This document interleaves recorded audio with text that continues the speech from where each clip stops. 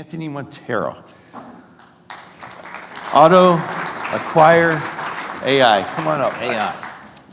Anthony, thank you for joining us. We go back a few years. Jeez. What, Elite days now? Yeah, well, maybe even before Autovate. Oh, Autovate, that's Yeah. right. That Yeah. is right. Forgot about I think Autovate. I got you beat 36 years. Yeah, I forgot. Got you by one. I forgot about Autoweb. Yeah. You Don't look like forget it, about that. Yeah. It's the first car buying site online. No, I know. Come They're on, still man. around somehow. Yeah, they are still around. Yeah. In a different, like Payam brought it back. maybe a fifth or sixth iteration, maybe. I don't know. Yeah. All right, so Auto Acquire AI. Yes, sir. In the whole vehicle acquisition field. Why would you want to do that? Right? Yeah. Isn't everybody already doing that? Yeah, Like, what kind of crazy right. dude wants to get out there and do acquisition? Right. Well, it's like anything, right? Facebook wasn't first, Sure. And you look at models and you say, hey, it's really cool. Right. It really helps a dealer, but they're really missing so many things. Right.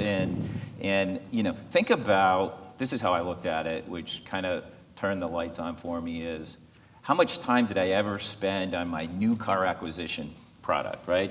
I didn't have buyers. Right. I didn't have inspectors. Right. I didn't have all of these things, right? How do I change the money and make this happen? So, and we used to joke about it, we used to sit up on those towers and say, the salesperson would come up and he'd go, hey, he really wants a 4-door black one with the this and that. Right.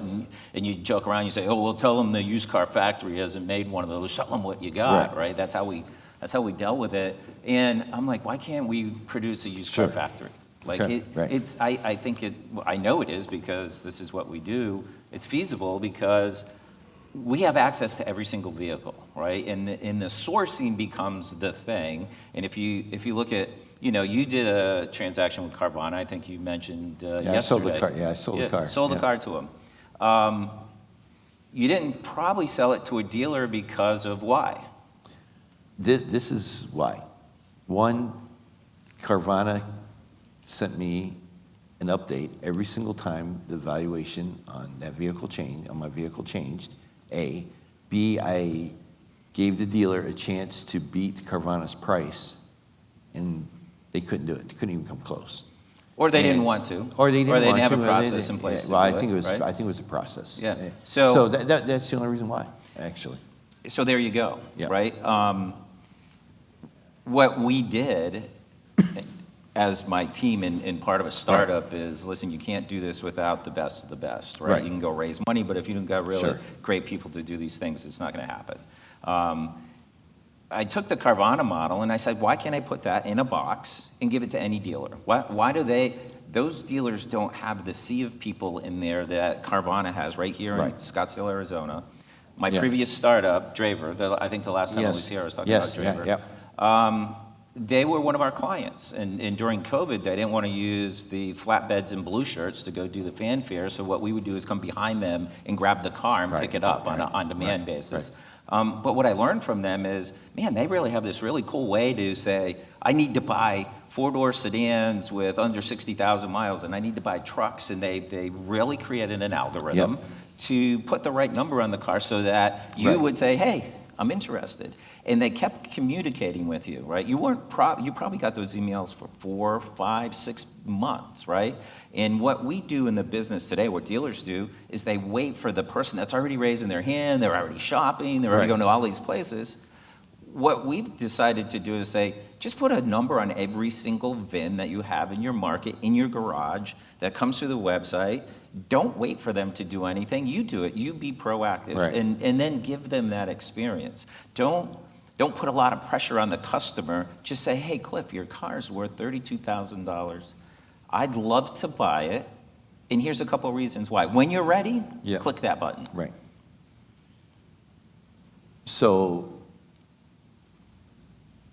you could provide that an update valuation every time that market price on that vehicle changes. Market changes, or maybe I want to change the market, right? So currently in the marketplace, there's all these valuations, right? You can go buy valuations, you put these little banners on your website, and whatever the number is, well, that's their number. Right. It's not your number. Right. It's not looking at your inventory. It's not saying how fast do I move those cars. How much do I want to pay more than CarMax? I might want to pay more than CarMax. So what we do is give the dealer the data, and we say, this is where those guys are, and this is where you kind of center your place in this instant cash offer marketplace. Do you want to go higher, or do you want to slide it back a little bit? And that's exactly what Carvana does. They look at the market and they go, I don't need to buy that many of those, and they slide it back. But they also go, well, if I can buy as many of these as I want, they turn the volume all the way up, right? So then you go, well, you can't be. The dealer's not looking at that from they're looking at that macro, and they're not looking at from a bigger perspective of Well, who else is doesn't buying have what. that ability to see the whole national They play don't, out, and that's what we do. That's So exactly, you we provide came in the to dealer solve with that that. Okay, problem. all right. Yes, sir. I was, I might have been a little tired, but when I was looking at your website last week, and I saw you the website talking about, we even know what's in your garage. Absolutely. And I just imagined these army of little tiny insect drones flying around and taking pictures of what's You in found out our people's black garages. box. Yeah. So, every car that's in the garage, most states, except for seven have some data privacy rules that you can't get access to the garage. But not only the garage, but the virtual data in the garage, right? So think about this. We have, we're blessed. We have 7 of the top 100 groups already as our customers. We've only been selling it for a year, right? So testimony, like when we do these things, it has to work, right? These guys aren't going to pay any money. So think about a dealership that's in a geo market, and they have a Ford store, Toyota store, a Honda store, a Hyundai store, and a Kia store, right? Maybe 2 Toyotas and 2 Fords. Not maybe, but this is an actual story. So everybody knows garage mining, and Mark's in here, and people know us from Perfect Prospects because that was our big e-lead thing that we did. And we would just put numbers on cars of people that were in equity. We left everybody out. We didn't even bother with them, right? It's like, why would you do that? But we did. That was kind of the mentality at the time. So think about it now. Customer comes in your Ford dealerships driving his truck. I see his garage now. He's got a 2021 Honda Accord with 40,000 miles on it, and he's got a 2019 Toyota Camry. So instead of saying, hey, Cliff, I want to buy your Ford, I say, Cliff, I want to buy every car that you own, that Camry and that Accord and the Ford. Which one would you like to sell us? Well, I don't want to sell you any of them. Great, we're just going to keep updating you on the prices of all of those. Right? So the cross-pollination across the geo region is just amazing. All right, so startup. Where are you at in which perspective or plan on fundraising? So, I always, it's interesting because AutoWeb was a startup, and then we went public, so it was a whole different journey, right? And then, the journey with Hugh, which was his journey, but, he made that happen and sold off. It was certainly his journey. The last journey with Draver was very similar to this, so I'm kind of looking at that model saying, hey, it was pretty successul. We didn't go out raise a bunch of money. We had HNT, high net worth individuals that gave us some money up front, and then saw success and came back and gave us some more money, and then we started getting revenue. And I'm looking at that same model, like let's get revenue equally with money raises. So I see a lot of startups that get a lot of money and they just burn it down, right? And then they go to the next round. They go, well, when are you going to be profitable? Well, how about let's be profitable and raise money at the same time, because you don't give up as much equity. So high net worth, the next round would be, maybe PE or some other version to really amp it up. But, let's keep it in the family because they're more friendly, right? You get a high net worth guy, they're not telling you what to do every single day. They're just trusting that, hey, I gave you my money, let's go flip it. Do you have other solutions planned or other areas of the market that you're looking at? Yeah, so tons, right? We all know that CarOffer just exited the market, right? So that was a dealer-to-dealer, peer-to-peer exchange of vehicles. Right. They also were a customer of ours for a little while at Draver too, because we moved those vehicles logistically. There was a lot. Listen, those guys was an amazing company. I know Bruce from the Elite days, great guy. Listen, there's a bunch of flaws in the business model. So, like anything, take the flaws in the business model, take what we're already doing, clean it up, use AI, use machine learning, use the transaction model. Stay out of a lot of the middle of it, because that's where you really get in trouble, right? Where you're Sure. like, hey, I guarantee Right. it, or Right. I'm gonna make sure that Right. it's this or that. You know, I was listening to the True Video Right. presentation yesterday, and we do it currently with a partner called Click-ins, and the customer goes out and they take 14 photos Okay, and yeah. use computer vision. Right. AI. So I can get pretty close to what that vehicle's worth to, Yeah. to make this whole transaction come together. Right. When you start adding glasses and all the customer's doing is walking around the car and it's literally analyzing the vehicles, as a buyer 2 states away, I can probably put a pretty good number on that Yeah, car and be yeah. comfortable with it. And then give them all the tools, right? Right. Payoff information, do that, Right. Get the transportation done, and let the customer be part Right. of it too, because you know your experience with Carvana, Right.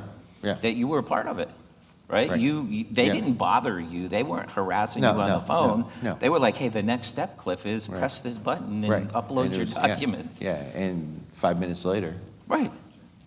deal's done. So it's listen, it's that simple, Right. right? We try to make it, you know, I Right. heard Jack say it 3 times. We make it too complicated. It's really Yeah. simple. Yeah. Big prediction, 25 years. Big prediction. I heard a lot that were similar to mine. Okay. I remember sitting on Digital Dealer stage, Digital Dealer Tool 2, and said that franchise dealers weren't going to exist in 20 years, and that's just going to be a centralized distribution network similar to a Tesla. yeah. I missed that one except for Tesla, so I kind of got a little bit of it right. But right now, I truly believe that, you know, mobility, and we look at the EV thing. I don't think EVs are going to scale up as much. I have an EV and I have a plug-in hybrid. Best of both worlds. I can go on long trips. Right, sure. When I'm driving around town, guess what? I can plug my vehicle Right. in. I don't use gas. No, yeah. It's going to be more of you know, everybody thinks I'm crazy too, because Clutch tried it. Didn't work. It's going to be a subscription model in 25 years. We are going to be able to select, Okay. I need a car for a certain amount of time Okay. to drive it myself, but during this period of time, I just need an on-demand, like an Uber, an autonomous vehicle is going to come pick me up. When I go travel, I'm going Right. to have my plan that includes I won't have to order my Uber because I'm just going to be in my plan. I even think, you know, the next is going to be a network of drones that move people around on their own paths, and it's Okay. going to be for the wealthy. They're going to have a network of being able to be in 25 air years. taxis, So okay. there's going to be some air tech where I can get in a drone. It's Right, going to yeah. move me through those patterns. That's going to be regulated by, you know, enterprise. Right, right. That's my prediction. Real quick, you own some vacation properties in Destin. I do. You looking to go on vacation? Yeah. We'll talk. I do. Yeah. Yeah, we've talked about that in So, the past, you know, yeah. I'm from Boston. I'm a Northeast guy, and You can't tell. E-Lead's office was in Destin, It's right? true, So yeah. when I went to work for E-Lead, I was like, this place is amazing. Yeah, And so my wife's a realtor, so we bought some properties, and that's kind of her side gig, but I get the advantage of it. Looks pretty cool. Yeah. Yeah, great. So if you're looking for vacation, talk to this guy right here. We'll hook you up. Anthony, thank you. You're so This was welcome. good. Thanks for having me I on. appreciate it. Yeah, thank you. All right.